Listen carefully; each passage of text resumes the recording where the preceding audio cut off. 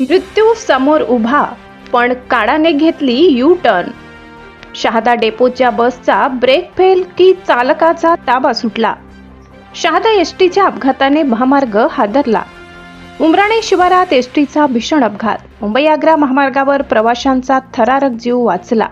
शहादा डेपोची बस थेट झाडावर आदळली. नमस्कार, आपण पाहतात परिवर्तन 24 न्यूज.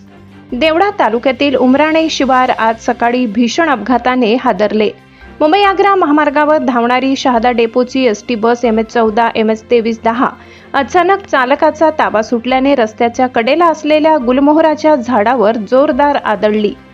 धडकेचा आवाज इतका प्रचंड होता की परिसरातील नागरिक घाबरून घटनास्थळी धावले.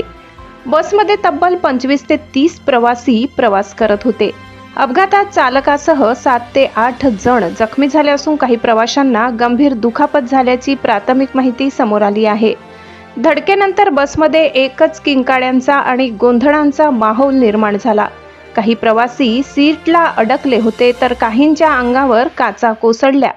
स्थानिक नागरिकांनी प्रसंगावधान राखत तात्काळ मदतकार्य सुरू केले.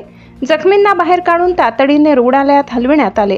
नागरिकांच्या तत्परतेमुळे मोठी जीवितहानी टळल्याचे बोलले जात आहे.